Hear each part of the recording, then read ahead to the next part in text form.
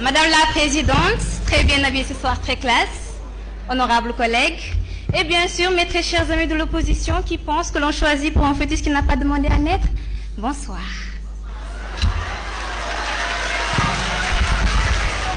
Un peu de calme, s'il vous plaît.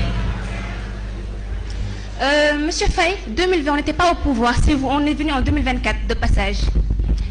Chers Sénégalais, aujourd'hui on n'est pas là pour jouer aux équilibristes du verbe. On est là pour parler de droit et de vie. Des vies que notre droit tel qu'il est sacrifié dans l'indifférence générale. Le code pénal sénégalais, vu qu'on aime bien manger, c'était un menu verrait les articles 305 et 305 bis devenir le fameux resto sans viande du resto universitaire. Là, étudiants, le resto. On vous promet quelque chose de nourrissant, mais vous repartez avec la faim et la frustration. Mais la frustration ici tue, car à force de criminaliser l'avortement, même dans les cas les plus dramatiques, l'on transforme l'État en bourreau silencieux. Le code n'est pas un musée, c'est un outil. Et quand on outil rouille, on ne le vénère pas, on le remplace. D'ailleurs, je me rappelle que le 12 décembre 2024, Koumbakan relatait dans Le Monde Afrique, à 13h pétante, l'histoire d'une fille de 9 ans, violée par son maître coranique, enceinte, et contrainte à subir une césarienne trop jeune pour son âge pour accoucher à voix basse. À 9 hivernages, chères Sénégalaises et Sénégalais, l'on doit compter ces tables de multiplication, pas ces contractions. Voilà la honte qui nous ronge, nous, représentants du peuple sénégalais. Dans nos prisons, des femmes sont incarcérées pour avoir tenté d'en finir avec leur traumatisme. Dans nos hôpitaux, des corps déchirés par l'avortement clandestin. Et bien sûr, cette dame assise là-bas ose venir hiérarchiser une certaine douleur. Madame, je ne vous parle pas de monter les escaliers. Je ne vous parle pas de monter les escaliers. Silence, s'il vous plaît. Je vous demande de vous calmer. Madame la Présidente, merci. Le public, tout mouvement de désapprobation ou d'approbation est strictement interdit au sein de cet hémicycle. Veuillez continuer, s'il vous plaît. Merci beaucoup, Madame la Présidente. Chers Sénégalais, vous voyez, c'est eux qui défendent vos valeurs et vos principes, ils n'ont aucune retenue. Merci. Et de plus, chère nation sénégalaise, les cas se poursuivent.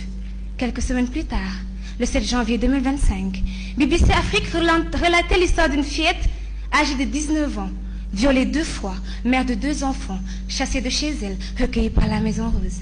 Elle a confié vouloir avorter, mais la loi ne le lui permettait pas. Chaque prisonnière, chaque femme ayant accouché dans la douleur et la tragédie, et bien sûr une tragédie nationale. Madame Nova, avez-vous déjà pleuré tard le soir car votre mère ne vous a pas chéri? Une mère violée, cauchemar de tard le soir, se réveille en sursaut et se retourne, voit cet enfant, le fruit de ce crime. Le pire, l'enfant porte le même visage que son bourreau. Chaque visage, chaque regard, chaque sourire rappelle le crime subi. Et bien sûr, le destin est encore plus cruel, ne vous étonnez pas, parce que cet enfant né d'un traumatisme dû à l'inceste peut être accompagné d'un handicap, la trisomie 21. Un enfant doux, lumineux, magnifique. Dans la société, on rit de lui. À l'école, on le fuit. Bien sûr, s'il n'est pas caché. Voilà ce que vous voulez pour ce fœtus que vous défendez ce soir. Parce que, tais-toi s'il te plaît, tu parles trop. Parce que ce fœtus est appelé à grandir. Madame la Présidente, calmez-vous, s'il vous plaît. Regardez vos députés. Honorable député, calmez-vous. Je peux poursuivre? Merci. Cher public, je vous appelle à garder votre calme. Donc je disais... Veuillez reprendre. Merci beaucoup, Madame la Présidente. Donc je disais, cet enfant que vous défendez, ce fœtus que vous défendez ce soir, est appelé à grandir. Et bien sûr, c'est ce que vous voulez pour cet enfant, puisque vous le condamnez doublement, biologiquement dû à l'inceste, hypocritement dû à votre silence d'aujourd'hui.